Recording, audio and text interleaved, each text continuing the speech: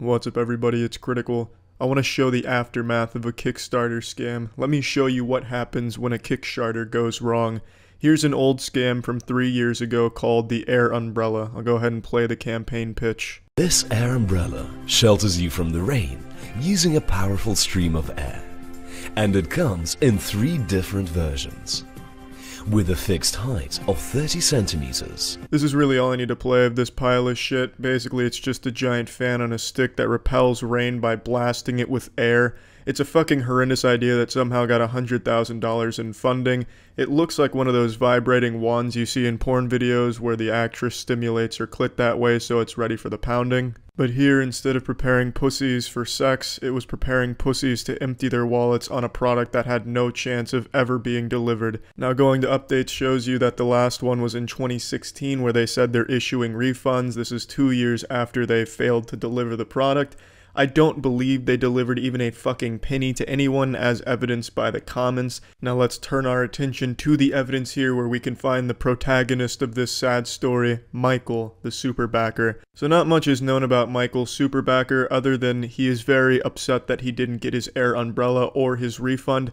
I went 3 years back to his first comment, and we'll just go from there. I'm going to skip a few, because there's a ton of comments from him. He very rarely went that long without commenting on here, asking for a refund or updates on the project. So I'm just going to show enough to tell this sad story about what happens when a Kickstarter goes sour. Now this is where our story begins. It's January 9th, 2015. His first comment is innocent enough. It said a December delivery, January 9th, and I haven't received my umbrella yet. Are they already sent out? A slight bit of foreshadowing here for the events that are about to unfold on this Kickstarter scam. He kind of gets this stinky sniff of some asshole that, you know, I still haven't received it, and it said December. Maybe the postal guy might have stolen it because it's so high-tech and cool. Did anyone else get it? 4 months go by and Michael starts to get the itch for more knowledge on the air umbrella. What's going on, boys? Has human technology advanced far enough to bring to fruition this beautiful air umbrella idea?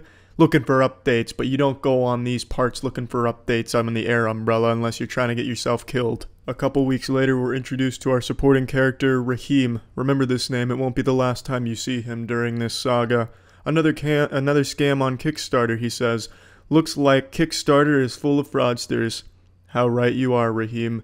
Michael then asks for an update. How is the umbrella coming along? A question that will forever be unanswered since the creators tucked their dicks in their assholes and ran away. After 6 months of searching for updates, Michael finally reaches his breaking point, his limit, his boiling point, his coming point. This is the first time he demands a refund. In May, he tries again. Refund, please. May 17th, he just wants an update now. Fuck the refund, just give him some information. I would like an update, Kickstarter. You can't just sit around and do nothing. Air Umbrella and Kickstarter, this is unacceptable. Little does Michael know, Kickstarter doesn't give a fuck about anything on their website, and there's no quality control, nor is there any responsibility. Michael, you know what Kickstarter says when it sees something like that? Ha ha ha. And then it spits in your fucking mouth, because Kickstarter is still wiping their ass with a cut of the money you donated to a scam on their platform. Michael then says, after backing over 30 campaigns, I have never seen a project go silent. No updates, no comments, doesn't even sign into Kickstarter since 2014 until now. I want an update, my umbrella, or a refund. Kickstarter, do something already. Michael Superbacker, I have to say, I just don't believe you here. If you truly have backed over 30 projects that have all delivered on time as promised, the same project as pitched, then you should be playing the lottery weekly because you'd be a multi-millionaire and you can make your own fucking air umbrella that also sucks your dick while it's blocking the rain. Because the odds of you having backed 30 successful Kickstarter campaigns that all delivered on time as promised are about as low as the earth actually fucking being flat. It's impossible. Kickstarter has become known for the projects going silent, no updates, no refunds. It's just become known for giant fucking scams. It's incredibly rare to find projects that actually deliver as promised and on time. November 2nd, 1 full year after successful funding.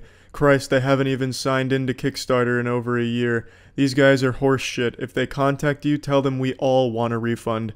He has now become the voice of the air umbrella enthusiast community, and they all want their fucking refund. Michael then talks about another scam crowdfunding project in which he finishes with an idea of his own here. With all these Kickstarter failures and frauds, I think I want to start my own Kickstarter to make a website for Kickstarters to blog, comment, chat, and I will go through each campaign, past, present, and future, to rate campaigns and see how many of a percentage actually have failed completely, failed to deliver a quality product as stated in the launch video. Also, rate companies that have great track records for producing amazing products. My $128 will not go in vain. He may not have been able to save his $128, but you can be damn sure he's going to avenge it. Friendships are formed over the common interest of receiving a refund. Raheem states, "Michael, I want my money back." To which Michael responds, "Raheem, I want my money back." Michael attempts to boost morale in the comments section, wishing everyone a Merry Christmas, and then asking where is his air umbrella. It seems Santa Claus will not be delivering an air umbrella to him this year, next year, the year after, or any other Christmas. It's been over a year since successful funding of the air umbrella, and the season 1 of this Kickstarter anime is drawing to a close, and we finally get a word from our supervillain of the season. They don't have much to offer other than the empty promise of refunds, which, don't mean to spoil anything, never came to the backers. In what was a truly cruel move from the supervillain Air Umbrella HQ logging in here, it gives all of the backers this false sense that they can communicate with them to receive their refund, all of which is just not possible with Air Umbrella. Michael went on to make about 9 comments in the span of 2 weeks. I will just show you these 3 to illustrate the point that he was given false hope that perhaps Air Umbrella was working on the prototype in secret and wants pictures and updates of their progress in the last 15 months, unaware that they have done fuck all on the project. And it's truly just upsetting. In what was a truly shocking development in the Kickstarter anime, Season 2 began with a bang, with Air Umbrella coming out saying that they are going to be issuing refunds and have them all given to backers very soon. Unfortunately though, the anime doesn't end with refunds. This was also the last time the villain was ever heard from. Some say the villain died on this day, but me, I think this was truly the birth of the villain. Michael wastes no time letting it be known that he is ready to receive his refund of his $128 investment. The comment section erupts with people ready to get their refund and excited to finally wash their hands of this horrible scam they fell victim to. Keen suggests sending a private message to the creators to honor the refund, but they don't check private messages because they haven't logged in years. So they take to the comments still. Michael then asks if anyone has received a refund. Maybe they're just singling Michael out, but it turns out they don't hold a grudge against Michael Superbacker. Nobody has received a refund. As the months go on, more and more people start to abandon ship, realizing that asking for a refund is futile, and then it's just Michael and Raheem here, left waiting for their refund, constantly commenting, asking for that refund to come. But unfortunately, that refund never comes. It's May 8th, 2016. Michael, I need my money back now.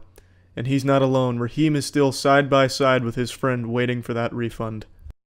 As we fast forward through 2016, we see Michael is unrelenting in his quest to get his $128 back. His persistence not rewarded throughout all of 2016. Season 2 winds down to a close and we enter Season 3 in 2017. And that is where we currently are now. Michael asking hello. Hello. Hello. Is there anybody out there? His hello becomes much more aggressive. He wants somebody to respond. Hello. Hello again, a little more polite. He then points out it was funded nearly 3 years ago. He once again resorts to saying hello, hello, hello. And then it brings us to November 8th, 2017. When am I receiving my product? He's given up on the refund, but he's still holding on to the hope that that air umbrella is out there waiting for him somewhere cold and alone. Raheem takes a different approach to getting his refund or his product. He then suggests murdering the scammers. I mean, I think scamming is absolutely horrible, and it's really hard to accept when you've been scammed. I've been there, especially when, on RuneScape. Free armor trimming will get you every time when you're a young boy, and you never forget it. So I can understand the anger. Murdering these scammers, I mean, the world would be better off without them, yeah, I can agree with that, but I don't think that's going to help get his refund or get his product. But this concludes the story so far on the Air Umbrella Kickstarter story. That's it. And may Kickstarter give Michael his refund. Please, Kickstarter, give Michael his refund. Give the Air Umbrella backers their fucking refunds. They've waited long enough. That's it. See ya. Almost 4 years ago now, I made a video talking about one of the greatest stories the internet has ever seen. It's the story of one man's never-ending quest to receive an umbrella that he backed on Kickstarter. This adventure is a dark look into the human psyche as we follow our protagonist Michael Superbacker in his holy crusade to finally get the umbrella that he is owed by a Kickstarter scam that he was foolish enough to believe in. This journey teaches us how far the human spirit can go before it breaks, and begs the question to all of us, what does it mean to never give up? The year is 2014. Charles White is a sophomore in college on the verge of losing his virginity. Michael Superbacker is an umbrella enthusiast who just happens to stumble across a very popular shit-starter campaign for something called the Air Umbrella. Now, Michael's no Mary Poppins, but he can appreciate the finely crafted microphone stand design of the umbrella. It also kind of looks like the Hitachi vibrating wands that you see in porn pretty often, and no doubt this helps pique Michael's interest in the project. After showing 3D models they threw together in Maya in 10 minutes, they finally give a demonstration of the prototype, and Michael's blown away. Blocking water with air, just like something out of Avatar: The Last Airbender, he thinks to himself, and that finally seals the deal. He puts a lot of money into the project. Giddy with excitement, with an estimated delivery date right around the corner, Michael's wet dreams start turning to nightmares as he has nothing to catch all that moisture with. The Air Umbrella misses its estimated delivery date, and misses it again, and again, and again. And then it became a never-ending quest for Michael Superbacker to get a refund or get the Air Umbrella, and he wasn't settling for anything that wasn't one of those two options. The video I initially made covering this sad story was 3 years after the initial scam, $100,000 vanishing overnight with no refunds given to anybody, the comment section on the Kickstarter filled with very unsatisfied people upset that they're not getting the umbrella and they're not getting their money back, and after a couple of years they start to fizzle out until only one remains, and that is Michael Superbacker. Michael is a man of focus, commitment, and sheer will, a force of nature so powerful not even the Air Umbrella could stop him. And Michael is still going. It has been 3 years since my first video talking about this, and now it is 7 years since the initial scam took place, and he hasn't given up yet. So let's pick up where we left off 3 years ago in the manga. Michael Superbacker 3 years ago starts to notice that people are supporting him. He doesn't know where, but decides he's going to create a YouTube account to document this journey, this adventure. He then starts putting poems and lyrics from his favorite songs into the comments, hoping his very best to just get the attention of someone who accidentally logs into the Air Umbrella Kickstarter page. Scrolling up, it's kind of like reading those notebooks you'd find on ghost ships where the captain starts to go insane and starts writing gibberish at points. But Michael maintains a level head. He knows his mission. He is driven for one ultimate goal. This has been a 7-year-long war in the comments section, and all of Michael's comrades, his warriors in arms, his champions, his friends, his brothers and sisters, they have all left him alone on this battlefield now, in this barren wasteland of the Air Umbrella Kickstarter comments. It's like something out of the fucking Fallout universe. And then, out of nowhere, a glimmer of hope. Dean. Big Bad Dean. A new challenger has entered the battle. A new, strange face pops their playful little head out of the gopher's hole and starts talking in the comments section. By this point, Michael hasn't had human contact on this page in over 4 years, so he's panicking. He doesn't know how to handle this. This is someone new, a stranger in a weird place. Like a caveman seeing fire for the first time, Michael, a bit frightened but also interested, lets Dean have the floor. Biggest ass in the world. I've been robbed, and no refund has been given. I've contacted Kickstarter, and they are disgraced too. Just a little PSA, a little heads up, Kickstarter never does shit in these cases. I've never seen Kickstarter do anything when it comes to a fucking blatant scam like the Air Umbrella. Honestly though, let me just get this out there. I think Air Umbrella should just come forward and make a special umbrella for Michael in particular, like a sign from the whole team that scammed him with like a little smiley face at the end. Just give the man a fucking umbrella. I don't care if you just buy it from Walmart, just send this man an umbrella. Or just give him some money back. But anyway, back to what Dean's saying. They insist I have to contact the creator, who has ignored every form of contact I have made. Yeah, that's Kickstarter. Basically, it's, yeah, we're not going to do anything. Why don't you talk to the guy that fucking scammed you? I'm sure he'll be reasonable to give your money back. Great policy from Kickstarter. I will never use Kickstarter again. I've switched to Indiegogo.com, and frankly, the creator, the thieving, lying tosser, can go run and jump. That was an extremely sad sentence to read. God bless Dean's soul. Jesus Christ. I guarantee he's a lot more unhappy now since going to Indiegogo. If you can believe this, Indiegogo actually has more scams on it than Kickstarter. I would argue like 90% of everything you see on Indiegogo never existed in the first place and will never come out. They genuinely have the stupidest people using that platform and the dumbest fucking most blatantly obvious scam artists abusing it. I have seen so many projects with over $1 million in funding with an idea that quite literally can't exist in this fucking dimension. They'll say something about how we invented a way of creating water using nothing but my wet farts and Mozart's music, and it'll have like 50,000 backers for over $1 million, and then all of them are shocked when it never releases. This platform offers a really innovative tool for douchebags, scumbags, scam artists to use called a flexible goal. I won't get too deep into the weeds of it, but when you see a flexible goal on Indiegogo, just know that something shady's probably going on there. I think that whole fucking site sucks. It preys on the extremely gullible and vulnerable people, so I feel really bad for Dean, who thought that that was like a good alternative to Kickstarter. What should have happened with Dean here is he'd be like, oh my god, I got scammed on Kickstarter, they're clearly doing nothing about it, maybe I should stop investing in crowdfunded garbage. That should have been the thought process, but instead he went to just go get scammed somewhere else. That'd be like if I got scammed in RuneScape. Oh shit, I just gave this stranger my rune armor because he said he'd trim it for free, but he didn't do it. Fuck. I learned my lesson now. Time to go to this guy over here who's saying he'll double my gold if I give him all of my bank. That should work. And then being surprised when that also gets you scammed. It's just really sad.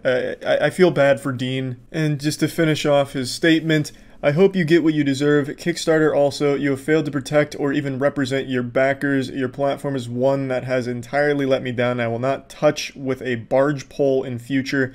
Bye-bye, go to hell. You and the creator are a match made for each other. Dean's very upset, understandably so. This was a big scam. 100 grand in the fucking toilet, right down the fucking shitter.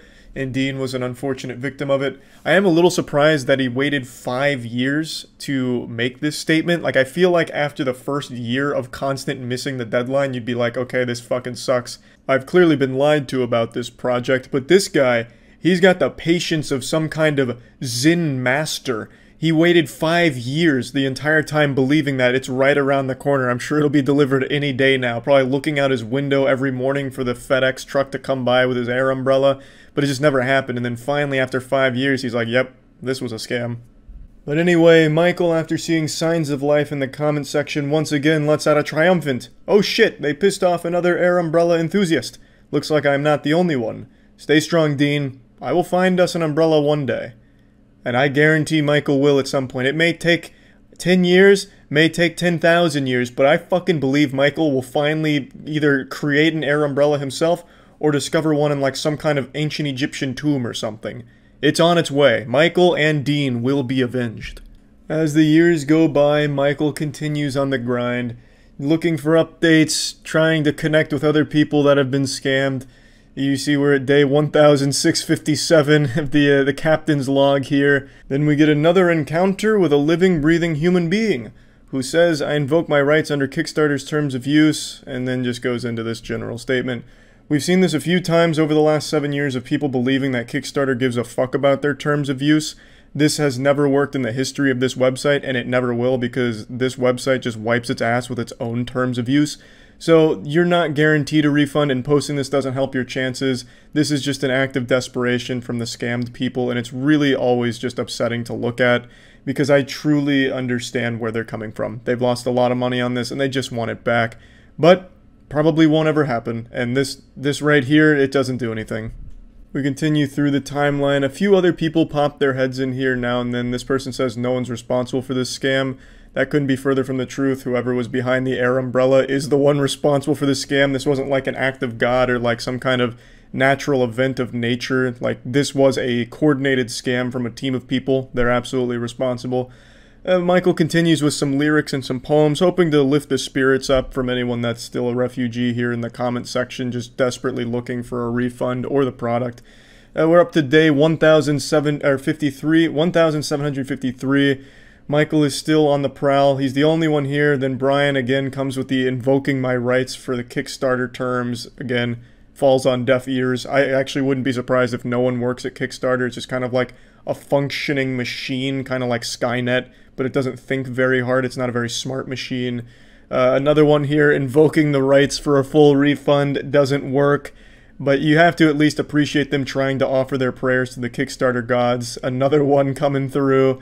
So there was a little activity over the last 3 years, at least more than we'd previously seen. People finally starting to recognize that this was a huge scam and they want their money back. And now, 23 days ago, Michael makes his most recent post as of making this video, day 2474. Michael, from the front lines, reports, it's still raining outside. God damn it. Michael is still out there, in the rain, cold, hungry. No umbrella to stop that rain from hitting him.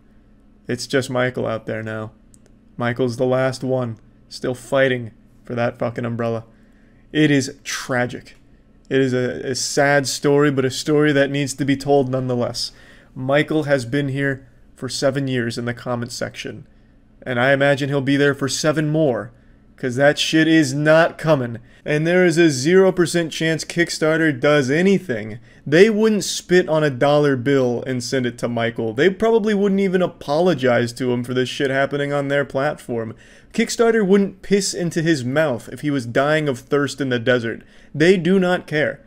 But again, this is just the nature of crowdfunding projects. You have to accept that a lot of them probably will not come out. Or if they do, they will probably not be as hyped up as they were in the original Kickstarter pitch. That's just the way it is. Sometimes they are very good, sometimes they're not scams, but a lot of times, face it, they are.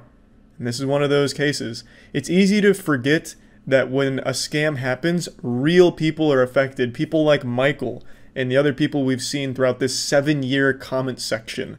It is, unironically, a very sad thing. And, yeah, just wanted to check in here with Michael. That's about it. See ya. After 10 years, it's finally concluded. The Attack on Titan series finale just aired last night. And as I've mentioned in the past, this is one of the only shows I've ever watched week by week as it aired during its seasons. It started when I was a young virgin male in college going through my own mysterious anime character phase where I have no doubt I frightened all of my peers into thinking I was some unhinged psychopath, and now a decade later I've shed that skin. I'm no longer a young virgin male, I'm an elder sexual deity. Man, what a journey it's been. You're not going to believe me, but I was actually able to avoid all of the spoilers for this ending, which is no easy task. That's like trying to dodge the rain during a thunderstorm. But I did it, and I deserve to be knighted for that achievement. There were so many people that were trying to spoil this for everybody. Just a lot of people shaking their fist, bah humbug, I didn't like the manga ending, so now I want to make sure everyone who only watches the anime is ruined for it. And douchey, of course, but not unexpected, it happens all the time. I did not know the ending, luckily. All I knew is that there were a ton of people that were extremely dissatisfied with the way that it wrapped up in the manga. And that, of course, made me very worried about how the anime would stick the landing, or if it would just fumble and flop like a lot of other anime endings. But I'm happy to say that this was a beautifully fitting ending. I don't think it was perfect, there are still a few criticisms I have of it, but overall I think it is an incredibly strong finish to what I believe is a masterpiece of a show. Not just a masterpiece of anime, a masterpiece of a show in general. I really hold this series in high regard, and I am so satisfied with the way that it completes itself here. And it makes me wonder, what the fuck went wrong in the manga? Like, was the community just smoking on stupid juice or something? On that Scooby-Doo dick kush? Like, I don't understand exactly what they didn't like about the ending, because I went back and checked. Apparently, the ending in the manga is pretty similar to the ending in the anime that just aired, only the anime had a couple of tweaks, a couple of additions, and a few minor adjustments, but nothing major. The story beats are still, for the most part, the same from what I can tell. So why were people pissing and shitting over the manga ending? It's a good, satisfying conclusion. The only theory I can formulate up here in my smooth little brain is that people just wanted a 100% happy ending where everyone wins, it's all sunshine and rainbows, and the world is perfect. And that would never be the case in a series like this. If they did go that direction with a happy ending, it would ruin Attack on Titan. It would run counter to everything that this series has propped up and framed. And I am so glad they didn't take that easy cop-out method, because they did have a chance. With the way, I don't want to get into spoilers here, but they did have the opportunity to just pull their punch and say, hey, actually everyone's okay, everything's great, happy ending, you know, wee, woo. And I'm so glad they didn't do that. Like, this is not a story that deserved a happy ending. This is one that needed a grim but hopeful ending. Something the show has driven home time and time again. That no matter what you do, there will always be conflict, but there can also always be hope. And I love the way that they finish on that note. You can boil it down even simpler into basically, war never changes, humans are just predisposed to it, no matter how large the conflict is, no matter how great the resolution is, or how long the period of peace is, it's only a matter of time until the cycle starts over again, which is what the post-credits scene alludes to in the finale as well. I just think it is a beautiful, beautiful piece. I think it is an extraordinary work. Now, I do want to talk about it, but I don't want to give too many spoilers, but there's no way I can talk about it without at least slapping my feet around in the spoiler pool. I can't tiptoe around a lot of the things I want to talk about, so this is your spoiler warning here. Proceed with caution, bitch. So, anyway, everything this show has done up till this point, I think has been executed perfectly. The slow transition of Eren from the hero everyone roots for with a very simple shonen goal of I want to kill every Titan so the world is safe, and to take an idea that simple of I want to kill every Titan so the world and my friends are safe, and to morph it into what he's become here with basically a genocidal maniac is so incredibly risky, but done so well that I think it is probably the best example I've ever seen of a hero falling from grace. And the way the finale handles this character, Eren Yeager, it blew my mind. So, this entire last season, leading up to this as well, Eren has become kind of like this cold, calculating monster who's going to destroy the entire world so that way his friends are safe and the people he cares about are safe. He deduces the only way to keep his people alive is by killing everybody else, basically, so that way, you know, there's no one left, thus there's no war, there's no one to attack them anymore. And at its core, that is the exact same idea he had when he was a child. Kill all the Titans. But over time, it changes into kill everyone, because it's the only way to keep the people I care about safe. He is still a raging child, fundamentally, with the same goals. And in the finale, we finally get to see him, you know, without the mask on. He no longer has that facade of being a stoic, uncaring menace. We get to see him break down, cry, and we get the whole kit and caboodle. When Armin talks to him, Eren reveals that he is still just a fucking idiot that found a lot of power. He even says that word. He says he is a garden variety idiot who fell into a lot of power. And the only answer he has to any of the problems in the world is rage. He says that he is a slave to freedom. He can't escape his very nature, which is just a dumb idiot whose only answer to anything is violence. He never changed. He has always been a kid, basically, who is having a temper tantrum, but he gets so much power that that temper tantrum changes the entire world. And I've seen a bit of criticism over that scene, like, why would Eren start crying? This goes so against this character. And it's like you're not even watching the show, or you're watching it with just your brain turned off and clapping at all the flashy animation. Like, this is very in line with his character from the very beginning. He is the only character in the show that just doesn't change at all. His number one priority in the world was the protection and safety of his friends, but he even admits in the finale that he got so lost and his brain so messed up from all of this power that he wasn't even sure if his friends were going to survive, to which he had so much regret. But one thing that I found extremely interesting here, and I can't help but draw a mirror to my favorite anime, well, what was my favorite anime, I think Attack on Titan is now going to be my favorite, because I really do think they did nail the ending, Code Geass. Code Geass ends, this is big spoilers, Code Geass ends with our main character Lelouch being the ultimate villain, the biggest villain the world has ever seen, and he allows a symbol of hope to kill him. It was all part of his plan. Him and his best friend Suzaku, who is now wearing the original disguise of Zero, who becomes a symbol of hope, stabs Lelouch publicly in front of everyone, killing him, thus ending the evil, this cycle of hatred. Right then and there, hope prevails, and Zero is the hero, basically. In Attack on Titan, Eren had a similar motive that he unveils to Armin at the end. He wanted to be the ultimate evil, which he was. He destroyed 80% of humanity in the fucking rumbling, literally trampling them under his feet. And he wanted Armin and Mikasa, all of them, to kill him so that they would be the heroes. They would be the most important people in history because they stopped Eren Yeager, the ultimate destroyer. And I just thought that was so beautiful. And it, like, again, it draws an obvious comparison to the way Code Geass ends, in my opinion.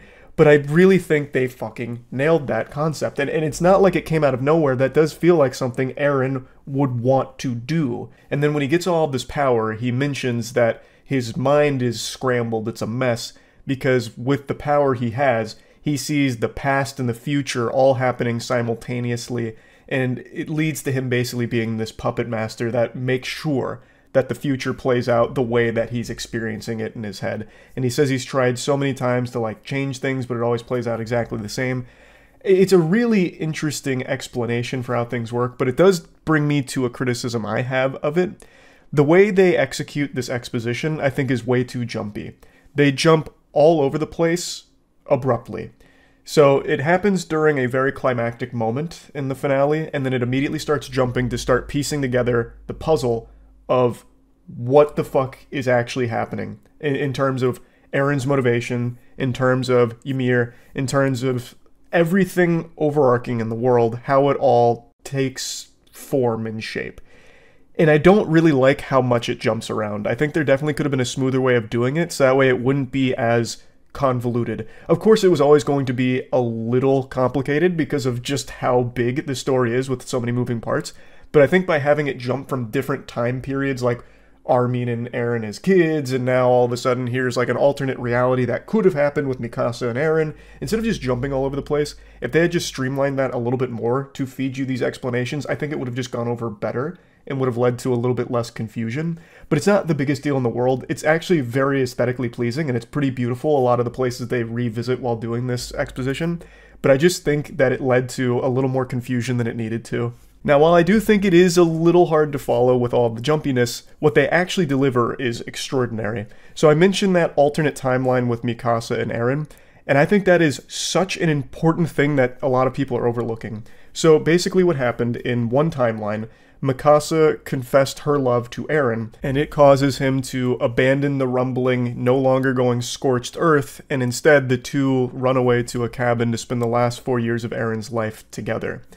And what this showcases is that, well, Eren obviously saw what has and will happen, but Mikasa confessing her love is enough to get him to not go through with it.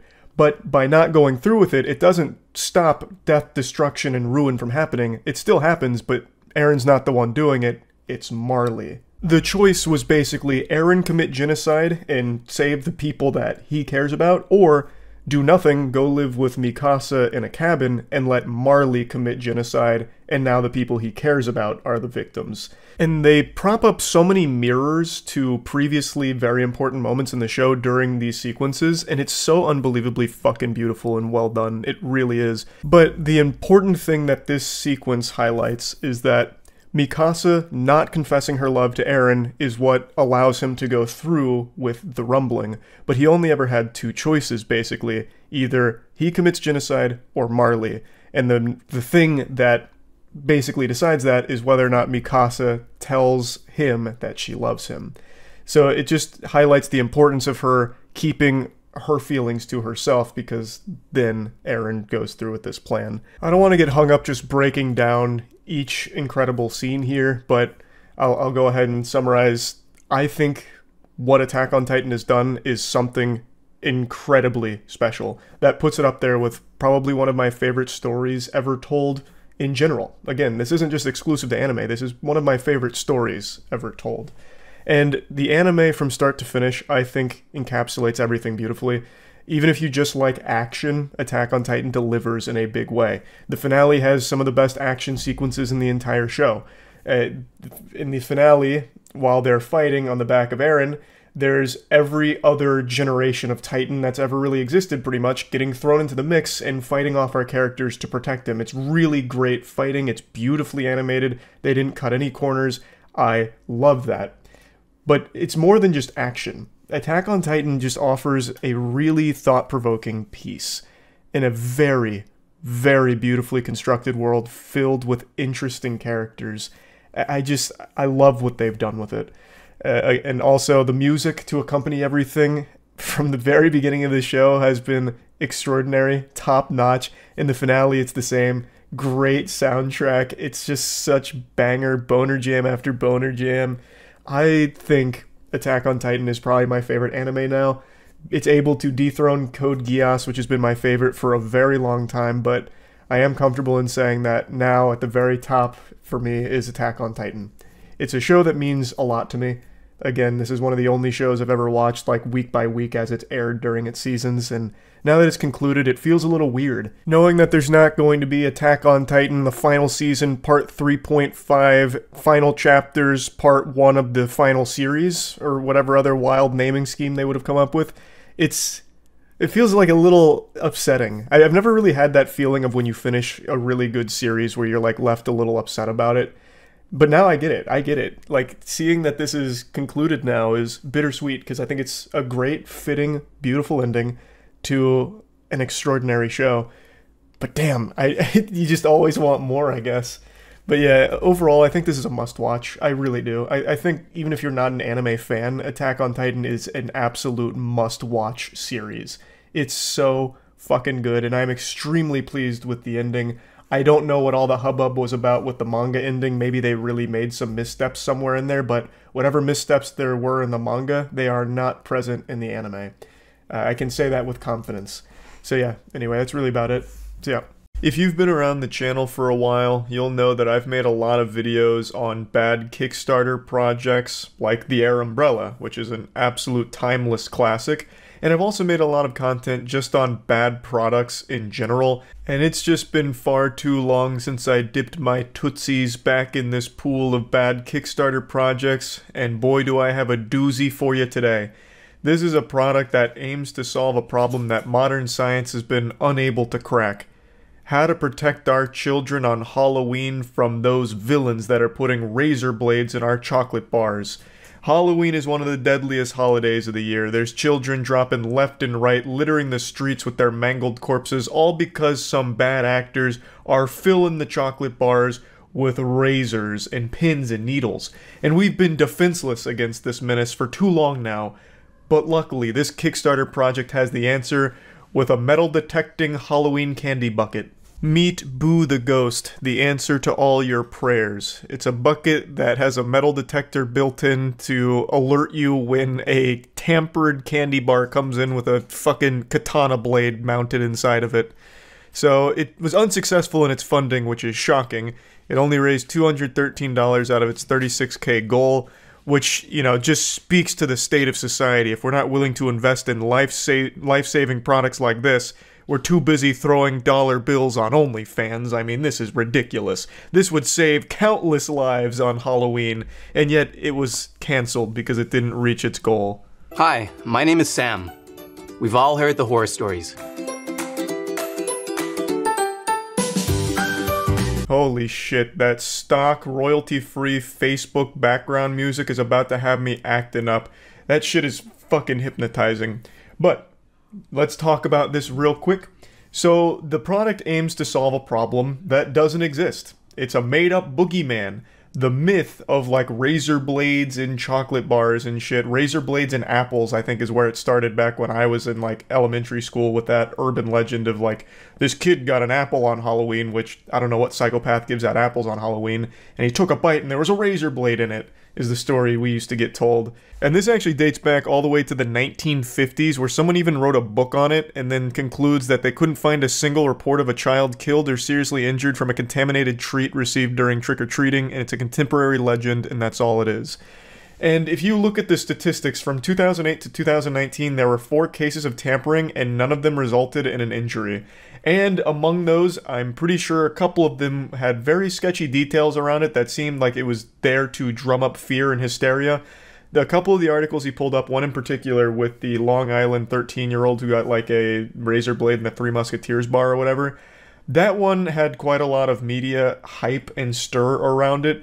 No one was injured during it, but I have seen a couple of theories to suggest that this may have been planted there as more just fear-mongering, though of course I can't fully state since I wasn't there and I don't know the whole situation. But once again, there's been no real cases of people tampering with Halloween candy that's led to children getting injured or killed from it. It's just a fucking myth, and also, if we're going to play ball with this whole idea of tampered Halloween candy, Boo the Bucket here is completely defenseless against drugs in the candy. I remember a couple years back there was this big hoopla about, you know, parents, be careful with your kids trick-or-treating on Halloween, there's some scum that's lacing the candy with drugs.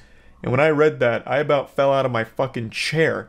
Who's giving away free drugs on Halloween? Are you kidding me? That shit's more expensive than the candy. I highly doubt there was anyone just willy-nilly giving away fucking free drugs in the goddamn trick-or-treat buckets. And if there were, Boo has no protocol to stop that. You know, this fentanyl-laced Hershey's bar is gonna fly right under the radar under Boo's nose. That's gonna be given the green light. No razor blades, no problem. But then all of a sudden, bang! Little Jonathan's got a whole fucking system full of fentanyl, and it could have been prevented if Boo only had drug-sniffing protocol as well built into the metal detector. Boo the Ghost Inc. will stand by no further. We've developed and patented a proprietary detection system that picks up on these dangerous contaminants and alerts the user before any harm becomes them. His name is Boo the Ghost. Could you have chosen a more creative name? This is so remarkably lazy. Boo the Ghost? Holy shit. That name has been used billions of times by now. It could have just been anything else. Like, it doesn't even have to be, like, even ghost adjacent. You could have just called them, like, you know, Glorbus the Ghost. Like, anything at all that's not just Boo for the millionth fucking time. Boo is crafted with a fully integrated, patented detection system. This system consists of a detection coil in the rim that picks up on any metallic objects and uses a vibrating handle with a built-in LED light to alert your child when they are in potential danger. It's pretty simple. It's a metal detector built into the rim, so when something metal passes through it, it has sirens that blare. You know, be careful, metal presence, initiating self-destruct protocol to protect the child, that kind of thing. Except instead of sirens, it just plays like a really weird honking sound. So that's basically the system in a nutshell. Pass through a metal detector, if there's metal, you get a honk. So that your child knows when there's a hazardous object present and that a thorough inspection of the candy should be conducted to eliminate the hazardous pin, needle, razor, or metal debris. So you get the little happy birthday kazoo sound effect there when the metal passes through, and I'd like to digest that for a moment here. Let's assume you have this bucket, you get a handful of candy, you dump it in, you hear a honk. Well, now all of a sudden you have no idea which candy triggered it, so you have to go through each and every piece of individual candy and ruin every single one of them. No one's putting candy in one by one. That's not happening. This isn't the TSA, it's fucking Halloween, and these are kids just reaching in the buckets, or parents taking a handful of candy and dumping it into their bucket. Like, this would never be practical, because if a honk did go off, you would then have to open every single piece of candy, and you'd then probably want to do it in front of the house where this honk happened, because maybe they put a razor blade in there, and now you're about to get into a confrontation with this family here. So you have to break every single piece of candy apart to see which one triggered it. And that just seems really ineffective. There's no way of knowing which one it was unless you literally do it one by one, which isn't happening. Right now, it picks up on all metal objects that pass through the rim of the container. As you can see, when a detection is made, the handle vibrates, making your child aware of the danger. Again, this aims to solve a problem that is completely non-existent and is just made up. But, you know, hats off to him for, you know, trying to tackle it. I always appreciate when someone at least tries to make something that they think will be helpful somewhere, but in this case I think it's remarkably misguided. I think they have been brainwashed by media fear, and even then, this is so rare. Like, it's fine to, like, caution parents, like, hey, there are weird people on Halloween, you should probably trick-or-treat with your kids instead of letting them go all, you know, out in their own willy-nilly. I think that's good advice. Hey, just be with your kids, you know? When they're going out to trick-or-treat, you should just be with them. I think that's fine advice. That's not exactly, like, being fearful or anything. It's just, why not? Just take that safety measure. I think that's fine, but to try and put the fear of God in everyone, like, you need to be with your kids because there's people putting fucking razor blades and drugs in the candy. Like, then it's a step too far, and then you lead to a situation like this where this guy thinks that, man, I have to protect my kids on Halloween because no one else is. There's razor blades in every piece of fucking candy out there, I guess, and this is an essential tool for it. But anyway, just wanted to talk about this a little bit because I found it to be pretty wacky. That's really about it. So yeah. Dreamworld, the scam MMO alpha is here. This game looks great. Reminds me a little bit about IMVU. Running in a full 140 FPS, the way that the creators envisioned, baby. Hold on, give me 1 second. This was a Kickstarter.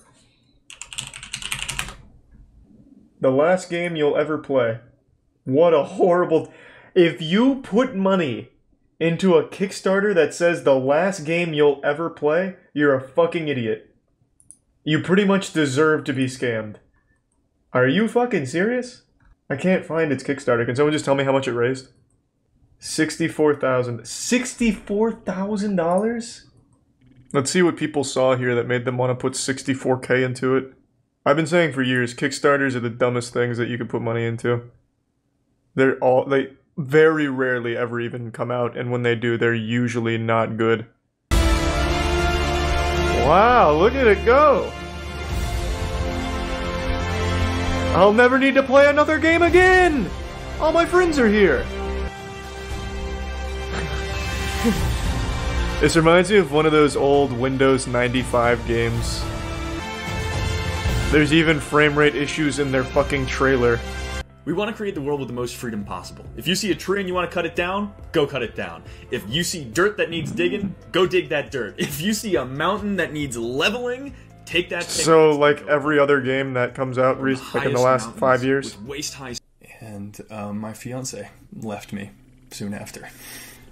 Jesus Christ, what does this have to do with Dreamworld? What the fuck is going on? And then Gary quit his job, and we added features every week, and we worked every waking hour.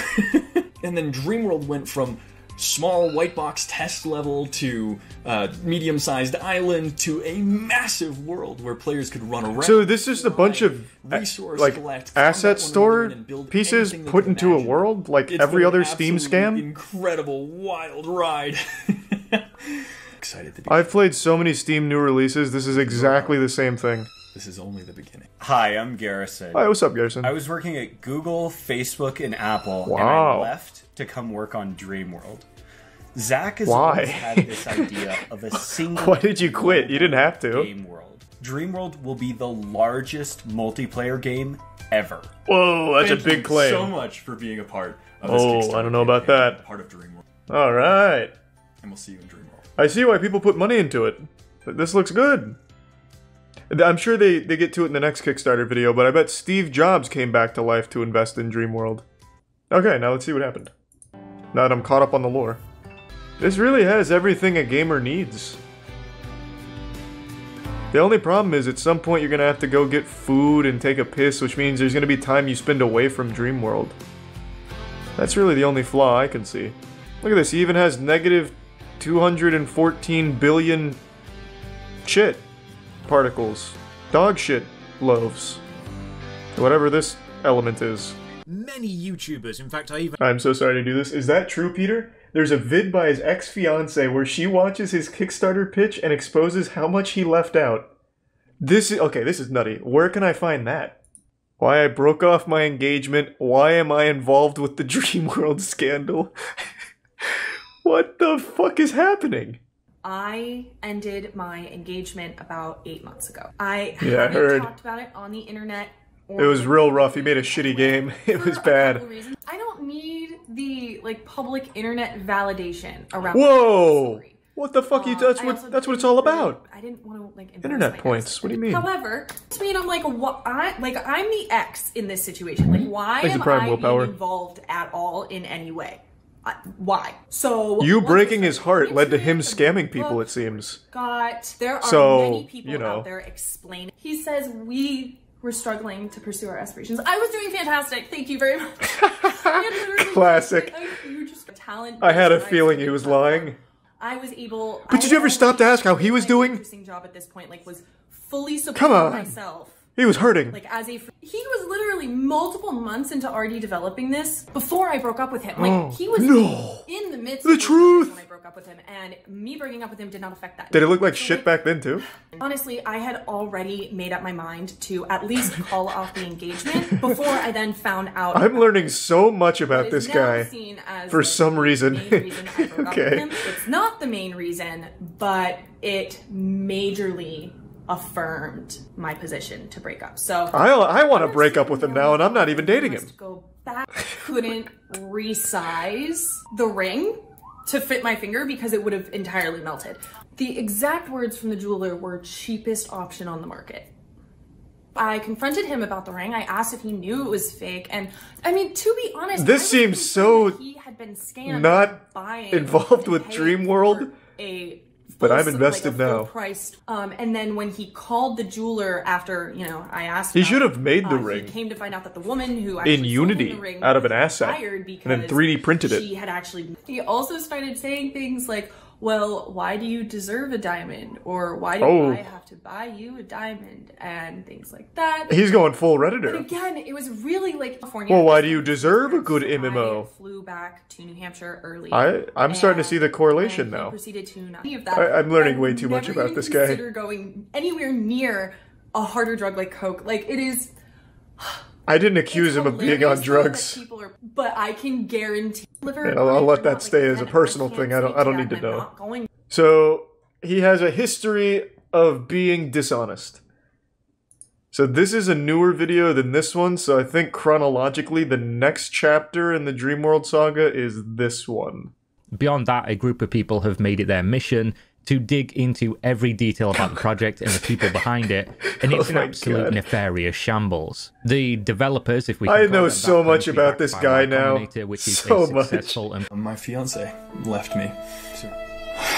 My best friend Gary left me. My parents left me.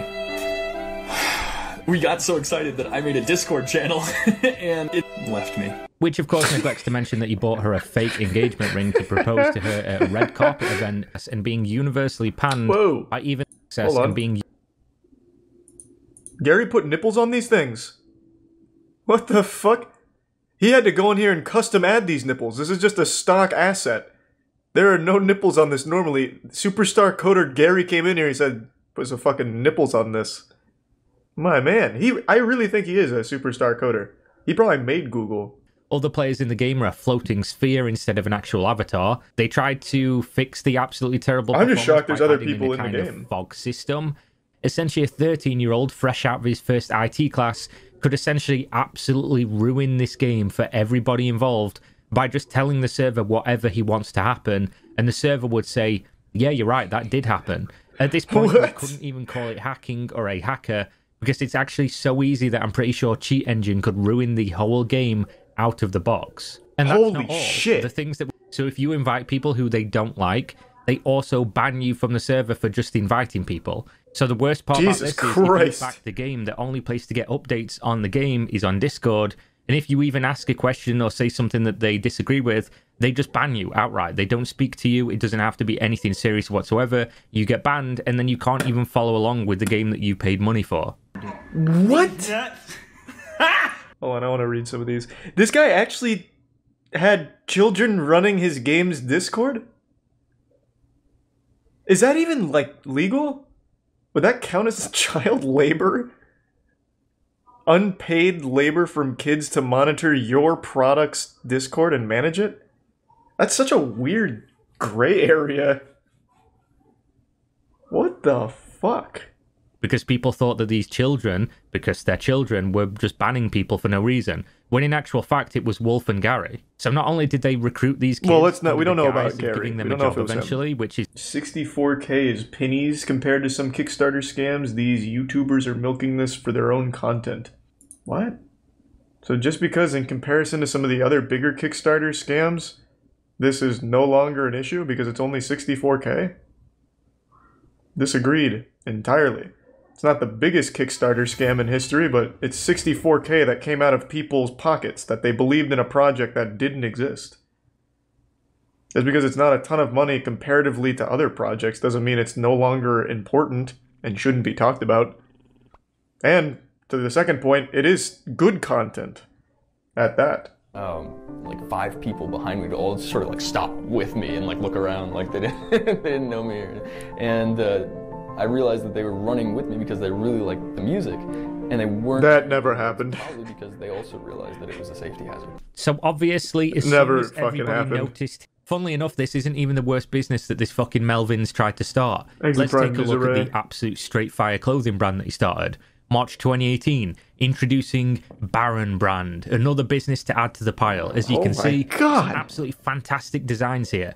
I mean, if I was 13 again and just saw my first episode of Naruto, I'd probably be super. Well, hey, Naruto. Perhaps if they sold it in like a. But this is by a full-grown man, and this is his best attempt at a business venture. He also, of course, designed it doesn't look good, which is serviceable per se, by the standards of most people. But whenever I see a full-grown man making promises to cover the expenses of a 16-year-old girl moderator and promising work for them while they're making jokes about him being her dad, it's just weird. It's creepy, and even if this is all that there is to it, it just makes me feel off about the situation. I have to question if this is being said like out in the open in a mod section where multiple people oh god, not Gary, not paid employees or anything like that. What's Gary talked about in private. There is now mainstream game press getting involved, journalists asking them for comment and interviews.